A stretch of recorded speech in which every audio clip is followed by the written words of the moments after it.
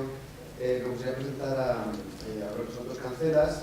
En la tarde de hoy vamos a tener distintas vertientes, la más organológica y la que, como es su caso, parte del método antropológico histórico para definir lo que son el estudio de las identidades. Se trabaja fundamentalmente en el noroeste y a lo del estudio de la identidad, de las poblaciones históricas hispanas, ha escogido el tema de el sugestivo tema y antiguo tema de las estelas del suroeste para intentar plantear de qué manera podemos acercarnos a la identidad de estas poblaciones mediante un instrumento que no es parecido a estos, porque son los cromófonos, sino las ligas.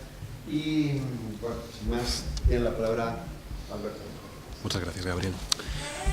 Buenas tardes a todo el mundo. En primer lugar, querría agradecer al comité organizador y a la SEDEM la oportunidad de estar aquí hoy para presentar mi charla sobre las estelas del suroeste peninsular del Bronce Final y sobre la representación de instrumentos identificados supuestamente con liras en estas estelas. En segundo lugar, querría señalar lo antes posible que no voy a tratar aquí las características de estos instrumentos, las cuestiones sobre su origen o el tipo de musicalidad en la que se utilizarían estos instrumentos, cuestiones para las que además ya existen excelentes trabajos. De hecho, recomiendo encarecidamente la lectura del que tiene al respecto Raquel Jiménez, sino que mi intención es un tanto diferente. Por un lado, me gustaría presentar las problemáticas a las que se enfrenta la historiografía a la hora de entender tanto las estelas como la representación de instrumentos en ellas.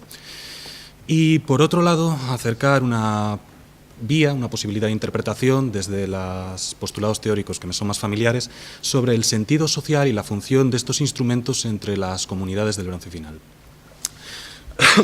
Pero antes de pasar al análisis,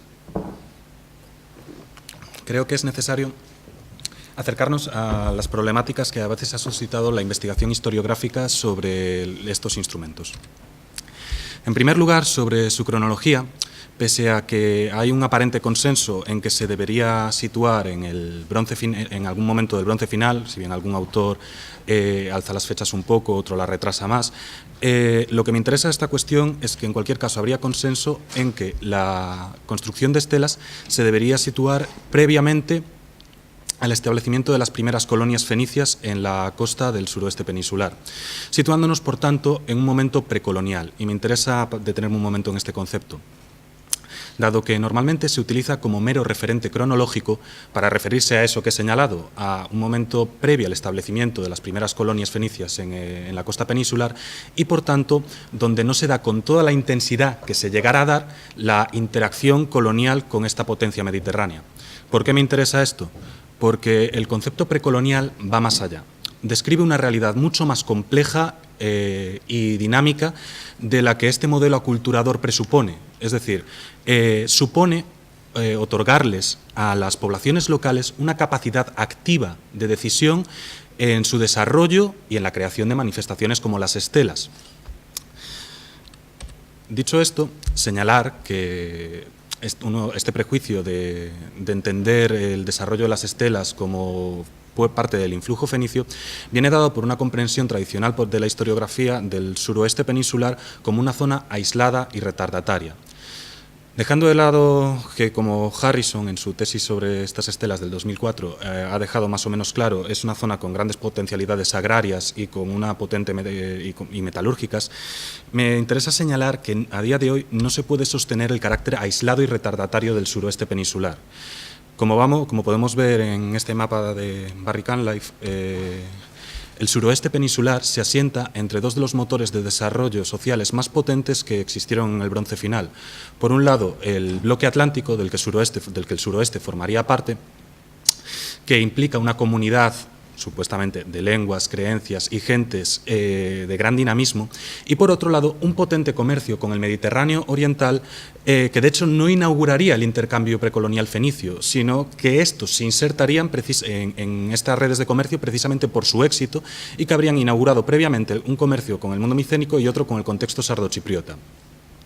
¿Qué me interesa de este comercio?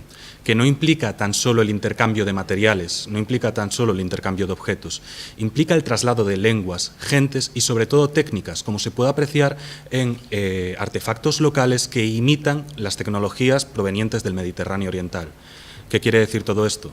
Que el contexto del suroeste peninsular del Bronce Final es una genuina autopista cultural en el que las comunidades de esta zona se beneficiaron de su condición de frontera, de ubicarse en este punto de bisagra entre estos dos potentes motores de desarrollo. Pasando ya a hablar de cuestiones relativas a las estelas, desde el comienzo de su investigación, desde que Almagro Bas publicó su gran libro sobre estelas, una de las principales finalidades ha sido establecer una serie de tipologías y zonas de adscripción de cada una de estas tipologías. Semejante proceso investigador culmina con Celestino, si bien Harrison le dedica y Díaz Guardamino le dedican una fuerte revisión, en el cual establece 4 tipologías básicas. Una primera, en el que se caracterizaría por la representación de un pack de atributos cerrado compuesto por lanza, escudo centrando la composición y espada. Una segunda tipología, donde se empezarían a incluir otra serie de atributos identificados como de prestigio y también la figura del cuerpo humano, si bien la composición seguiría centrada por los escudos. Una tercera tipología, donde la figura humana empieza a centrar la composición y a organizarla. Y una cuarta tipología, que se caracteriza por un mayor barroquismo y complejidad de las escenas y que se suele entender como fruto de una mayor influencia fenicia sobre esta zona. Si bien establecer esta tipología y utilizarla en nuestros análisis puede ser de gran utilidad, poner un excesivo énfasis en ella me parece arriesgado por varias cuestiones. En primer lugar, porque la proliferación de tipos y subtipos de estelas del suroeste ha llegado a hacer extremadamente complejo su estudio. En segundo lugar, como podemos ver en el propio estudio de Celestino, no existe una correspondencia clara entre la difusión de unos tipos de estelas determinados y las zonas donde se encuentran. Paralelamente, se ha utilizado, porque a falta de un contexto arqueológico fiable para la mayoría de las estelas, la iconografía como marcador cronológico para establecer estas evoluciones, lo cual es un tanto arriesgado. No es la primera vez que la iconografía nos da algún susto como marcador cronológico.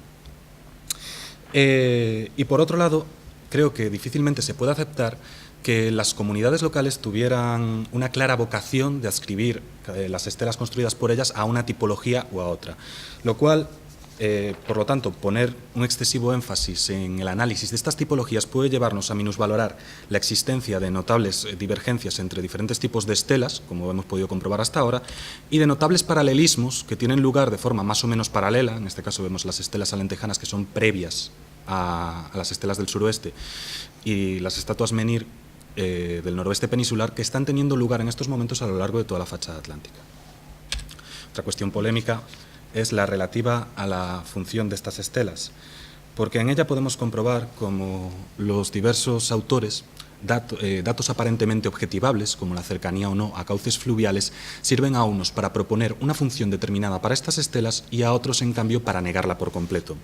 Dejando esto de lado, a día de hoy podríamos considerar que se mantienen 3 tipos de hipótesis sobre la función de estos monumentos. Una según la cual se trataría monumentos funerarios, otra estelas que remarcarían el prestigio personal de unas élites y por último monumentos de articulación y apropiación de estos espacios.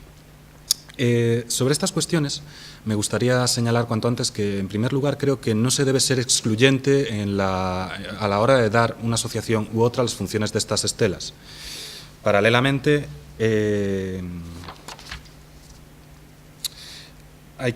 teniendo esto en cuenta, debemos valorar la capacidad polisémica de estos monumentos para generar y construir narrativas sociales. Es decir, no debemos supeditar la construcción de estos monumentos a la preexistencia de unas ideologías que explican su iconografía o cualquier otro elemento que se asocia con ellas.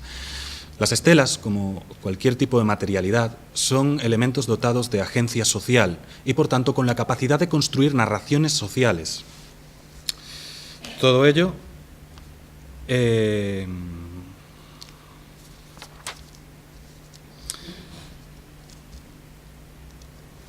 Todo ello me lleva a concluir además que debemos tener en cuenta que probablemente haya que valorar que estemos ante elementos ritualizados y por tanto que la construcción de una de estas estelas fuera una finalidad en sí misma para las comunidades que las erigieron.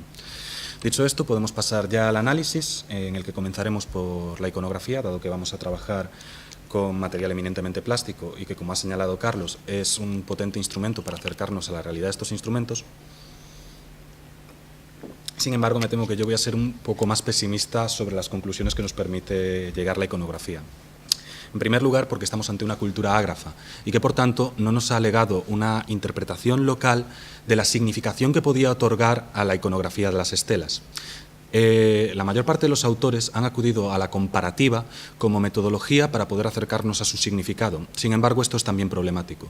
En primer lugar, porque un paralelismo formal no es sinónimo de la operatividad de un esquema ideológico determinado a través de ese paralelismo. La comparativa debe ir orientada a constatar similitudes y diferencias y a tratar de explicarlas, no a extrapolar modelos foráneos para explicar las lagunas de nuestro conocimiento en un lugar determinado, en este caso para las estelas del suroeste. Paralelamente, poner un demasiado énfasis en la operatividad de unos determinados esquemas ideológicos que comparativamente explicarían la función de las estelas nos llevaría a minusvalorar esa agencia social activa del que, como he comentado, poseían estos monumentos. Dicho esto, es por lo que yo he optado por una vía alternativa para el análisis iconográfico tanto de las estelas como de las liras representadas en ellas, que se trata simplemente en constatar a qué normas compositivas básicas adhiere su representación. Y en este sentido me parecía interesante, en primer lugar, mencionar una teoría de Celestino, según la cual el conjunto del bloque de la estela de las tipologías básicas se correspondería con el cuerpo humano, siguiendo, por tanto, una norma según la cual cada atributo se asociaría a la parte anatómica correspondiente. Veríamos la lanza a la altura del hombro, el escudo a la altura del pecho y la espada a la altura de la cintura. Esto sirve a Celestino para comentar que en los ejemplares más evolucionados, donde nos encontramos antropomorfos, se asociarían los atributos de las estelas a la parte anatómica correspondiente de estos antropomorfos. Del mismo modo, y por otro lado, creo que es necesario hacerse una serie de preguntas que varios autores obvian, pero están tácitamente implícitas en sus análisis. Preguntarnos si estamos ante imágenes descriptivas o narrativas, dado que normalmente en los análisis de las estelas se pasa a hablar de unas a otras sin mediar un análisis que explique qué ha ocurrido. Normalmente se tiende a aceptar que son los ejemplares más evolucionados, a los que se les otorga una mayor influencia fenicia, los que, fruto de esta mayor evolución, representan escenas y contienen narraciones. Sin embargo, como podemos ver en el ejemplo de San Martiño II, un ejemplar supuestamente de tránsito, estamos ante una escena de caza y por tanto una narración. ¿Qué quiero decir con ello? Que no debemos ser taxativos y que probablemente incluso en las imágenes más esquemáticas y por tanto más descriptivas hubiera algún tipo de narración implícita. Y lo mismo en el caso concreto de las representaciones de liras va para preguntarnos si estamos ante atributos o símbolos. Es cierto que difícilmente podamos responder a esta pregunta. Harrison se pronuncia favorablemente en el sentido de que estamos ante unos atributos. Sin embargo, no tenemos argumentos ni a favor ni en contra para negar que también tengan un fuerte carácter simbólico que pudiera condicionar el conjunto de la composición. Dicho esto, vamos a comenzar ya por un breve repaso de las estelas en las que se suele identificar la presencia de instrumentos musicales, comenzando por la estela de luna de Valpalmás, que fue el primer ejemplo detectado con un instrumento musical, que, como podemos ver, se halla a los pies de la estela con un perfecto detallismo y, como Carlos ha mencionado, ha existido una fuerte discusión sobre el número de cuerdas que posee. Algunos autores mencionan que estamos ante tiras y, por tanto, no serían tantas como rasgos utilizados, etc. Como ya he dicho, no me voy a meter en estas cuestiones sobre las que ya existe abundante literatura. A mí lo que me interesa es la composición iconográfica y, en este sentido, esta estela es problemática por varias cuestiones. En primer lugar, como se puede intuir, porque la fotografía no tiene tanta calidad, el trazado de la lira no es tan profundo, es más, es bastante diferente al trazado del escudo, que además tiene forma de U al lugar del de la lira, que es en V. Precisamente el escudo es el elemento iconográfico que nos vale para describir este ejemplar a la tipología de las estelas del suroeste, y esta diferencia me parece significativa. Como también me parece significativo que, siguiendo la teoría de Celestino de que el bloque corresponde al cuerpo humano y que este autor en concreto para esta estela enfatiza, señalando que estamos ante la representación de hombros, esta estela iría asociada a los pies. Es más, iría asociada a una parte del monumento que iría, en principio, enterrada. Todo ello, Y teniendo en cuenta el hallazgo de esta estela en la provincia de Zaragoza, muy distante de los círculos de difusión habituales de estos monumentos, me hace preguntarme si con la representación de la lira no estaremos ante una reutilización posterior. No creo que se pueda ser concluyente en esta cuestión, pero creo que aconseja prudencia de cara a la gestión posterior de los datos. Pasando a otro ejemplar que Celestino señala, en el que Celestino señala la existencia de una lira, como es el de Cabeza de Buey 2, podemos comprobar que el atributo no posee suficiente definición iconográfica como para ser concluyentes que estamos ante una lira, ya que podría tratarse de una fíbula. Es más, si vemos la fotografía, vemos que es todavía más dudoso. Lo mismo se podría decir de Capilla 3, si bien aquí parece más fácil aceptar que podemos estar ante una lira, pero de nuevo creo que no podemos ser concluyentes.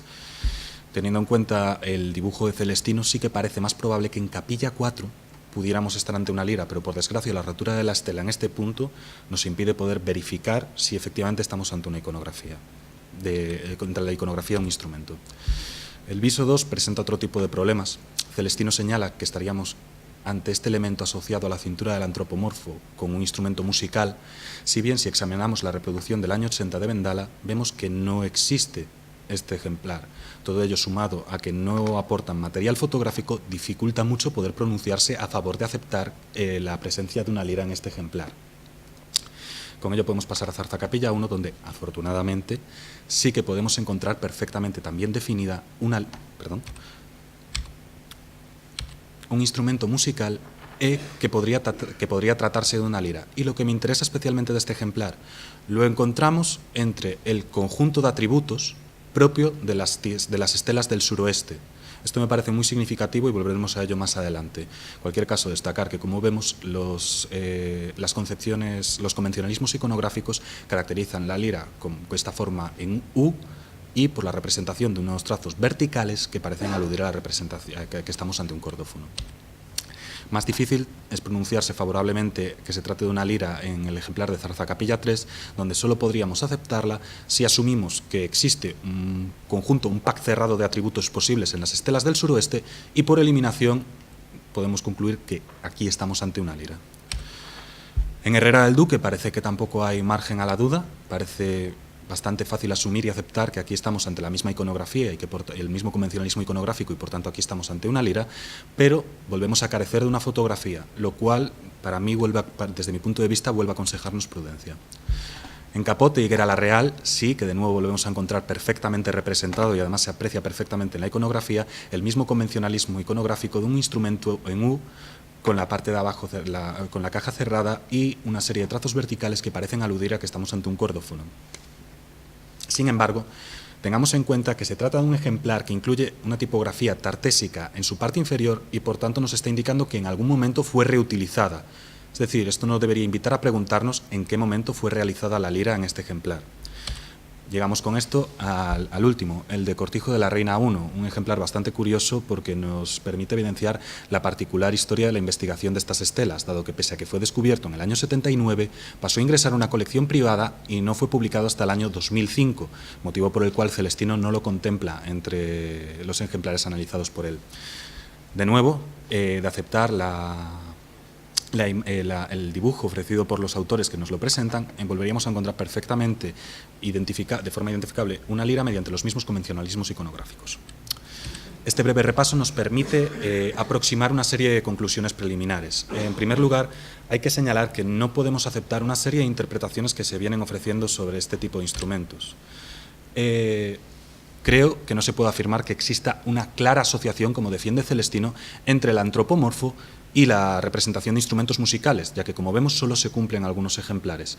Y esto también nos sirve para descartar otro tipo de teorías, como que los antropomorfos aparecen tañendo la lira o danzando a su son, que creo que el esquematismo de estas estelas no nos permiten afirmar.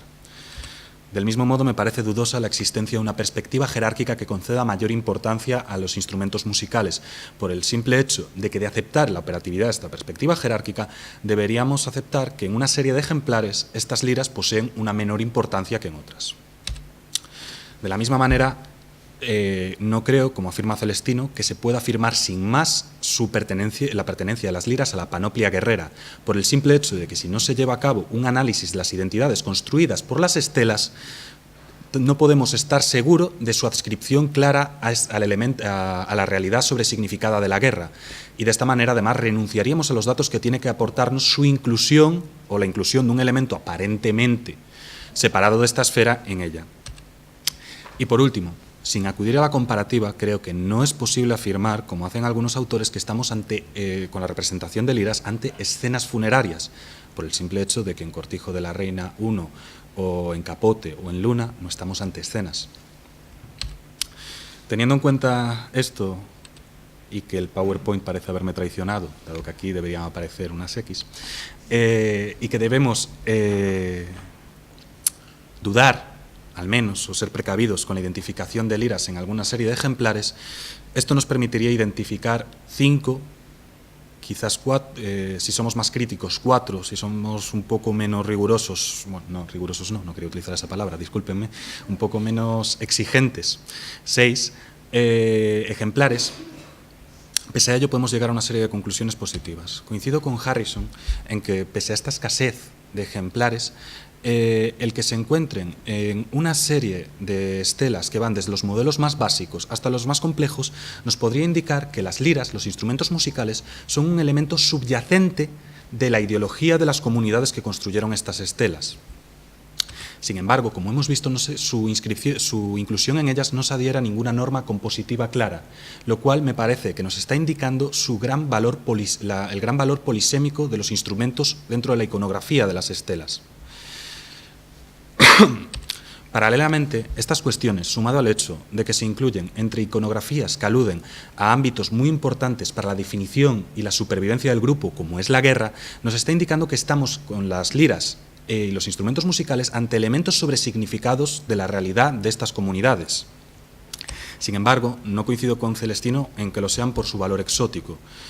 Así como la guerra tiene un valor claro, un sentido social claro para estas comunidades, la inclusión de los instrumentos también debió tenerlo. Por último, esto nos permite llegar a una conclusión importante. La operatividad y gran importancia social de la música, acompañada con liras en el contexto del suroeste peninsular, quizás del resto de la península, como atestiguaría el ejemplo de Luna, de la música acompañada con liras en el bronce final.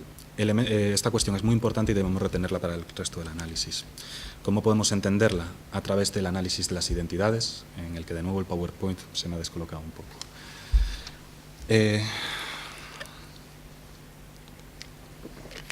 Si bien, como señala el profesor Marco Simón, se debe ser muy precavido en el análisis de las identidades construidas por las imágenes plásticas, dado que es tremendamente complejo y arriesgado, presenta una tremenda ventaja al permitirnos superar el constructo moderno, que es el concepto cultura, para intentar adentrarnos en las formas de autopercepción ideal que estas comunidades generaron sobre sí mismas para explicar su forma de ser, estar en el mundo y las necesidades y circunstancias sociales a las que debía responder. ¿Por qué es esto importante? Como antes señalé, las estelas eran potentes elementos de construcción de realidades y en este sentido podemos intentar adentrarnos en las identidades que fueron generadas y construidas por ellas y por la música. Normalmente se ha tendido a identificar casi automáticamente las identidades construidas por las estelas como identidades guerreras. El propio nombre se lo dice, se suelen denominar estelas del suroeste o estelas de guerreros. Esto me parece casi fuera de duda en las estelas más básicas, por el simple hecho de que al representarse un pack cerrado de atributos compuesto por los instrumentos propios de la profesión del pugnante, parece posible que esté construyendo un prototipo de guerrero y, por tanto, aludiendo a la construcción de una identidad propia de guerreros. Sin embargo, es obvio que algo ha cambiado con estas estelas cuando se empiezan a incluir otra serie de instrumentos de prestigio. En este punto, Celestino adelanta la hipótesis de que lo que ha ocurrido no es que la identidad guerrera se haya modificado por otro tipo de identidades, sino que se ha enriquecido el lenguaje de prestigio con el que se debe retratar e identificar esta sociedad paralelamente a un cambio social favorecido por un mayor intercambio con el mundo colonial fenicio. Si bien puedo coincidir grosso modo con esta interpretación, ya he expresado mi voluntad de intentar llevar a cabo este análisis al margen de una acción mediatizadora y aculturadora del mundo colonial fenicio. En este sentido, creo que puede ser poco más prudente proponer una lectura como la que hace Harrison, de intentar leer a qué tipo de esferas de poder alude la representación de todo este pack de atributos en las estelas del suroeste. Si bien voy a diferir con este autor en que no voy a hacer un análisis social, sino con una finalidad meramente explicativa, tratar de identificar a qué esferas aluden las estelas. Y en este sentido nos volvemos a encontrar claramente una esfera de la guerra que, pese a que ha perdido protagonismo, sigue poseyendo una tremenda importancia articuladora y vertebradora en la iconografía de las estelas. Porque es fácil de entender, alude a la supervivencia del grupo y a su definición como un grupo con autonomía, con la capacidad de defenderse. Pero encontramos un cambio en el que creo que se puede hablar de una esfera del mando, en instrumentos como el carro o los peines, que si bien se pudiera pensar que también pertenecen al ámbito de la guerra, nos están hablando de que este se ha sobredimensionado. Ya no basta con ejercer la profesión del combatiente para definirse como un guerrero. Además, el combatiente debe exhibir un prestigio socialmente reconocido, como adhiriéndose a un tipo estético determinado y exhibiendo una serie de bienes que obviamente no estarían al alcance de cualquier guerrero, como el carro. De la misma forma nos encontramos una esfera de la caza, reiteradamente expresada, que aunque se podría considerar paralela a la de la guerra, a nivel ideológico, la caza, más que aludir a la supervivencia del grupo, alude a su capacidad productiva, si bien es un grado superlativo de la misma y con tintes heroicos, lo que la hace muy atractiva para asociarse a la esfera de la guerra. La siguiente es polémica, podríamos discutir mucho, pero creo que se puede hablar de la existencia de una esfera del poder ritual en atributos como el espejo, por sus propias características que permiten al portador mirar a su espalda o reflejar el mundo.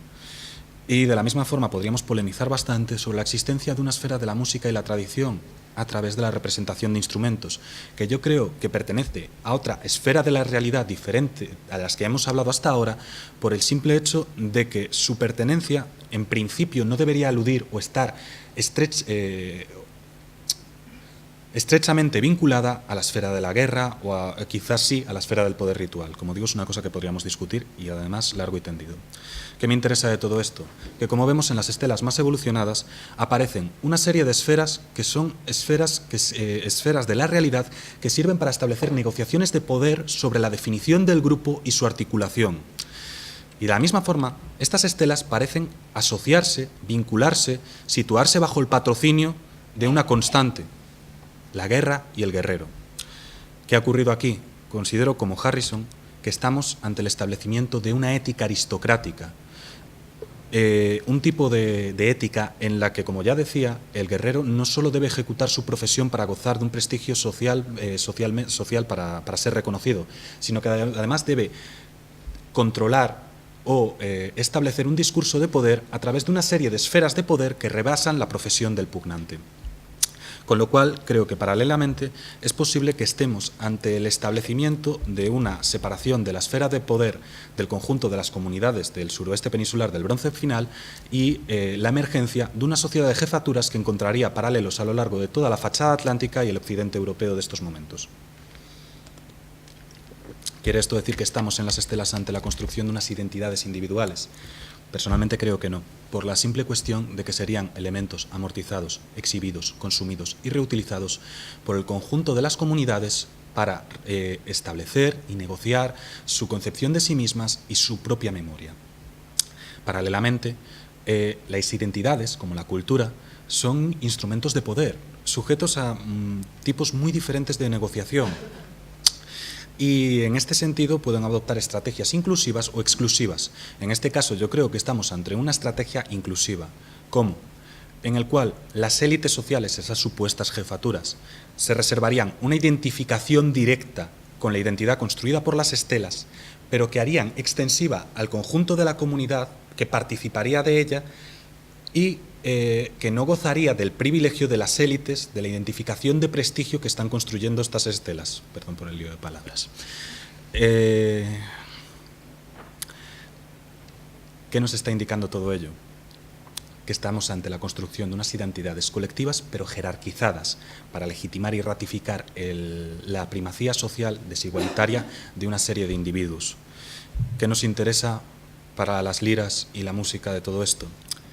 Que en la definición de los rasgos normativos de la identidad del grupo y en la definición de una serie de esferas de realidad del poder sobresignificadas de la realidad de estas comunidades, nos encontramos la música aludida por la representación iconográfica de las liras en estas estelas.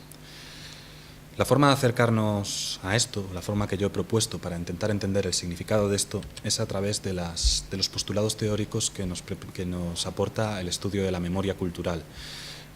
Una serie de postulados teóricos que vienen señalando autores como Assmann, Gerg, Bradley y bastantes compañeros de la casa también. A la pregunta de por qué, podemos responder porque la identidad se define en dos dimensiones. Por un lado, construyendo la diferencia frente al otro, aquel que no es como uno. Y por otro lado,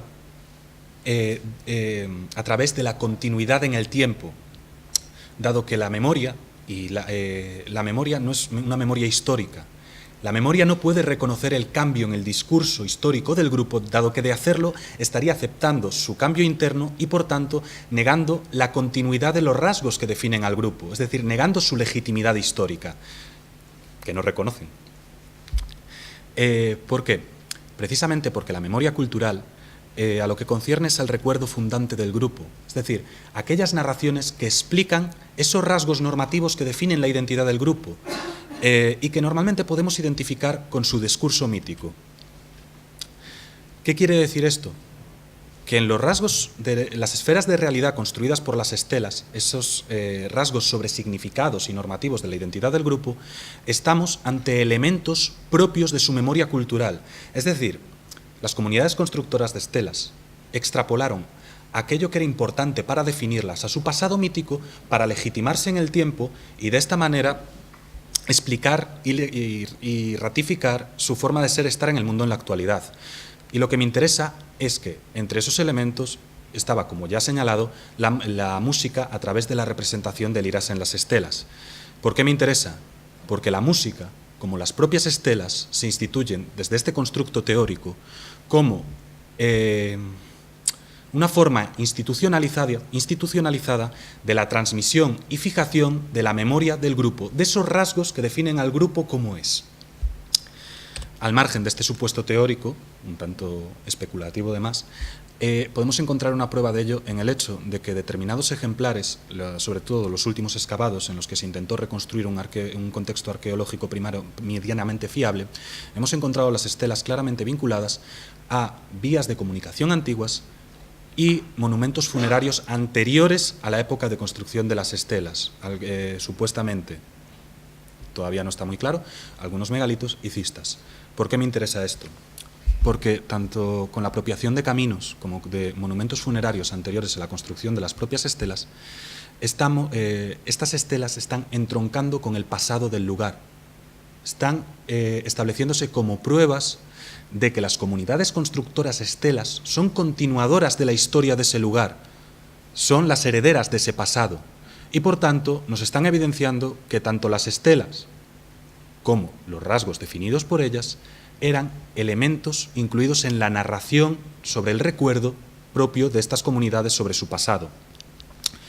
En este sentido, encontramos un paralelismo funcional entre las propias estelas y la función de la música que suponemos, acompañada por liras en estos momentos, dentro de este milieu social, que retrospectivamente recuperarían, transmitirían y fijarían el pasado normativo del grupo para definir sus rasgos de identidad, que trasladarían, mediante la erección de estelas y performances musicales, prospectivamente hacia el futuro para asegurar el mantenimiento de esos rasgos normativos del grupo en el futuro del mismo. ¿Qué me interesa de este paralelismo funcional?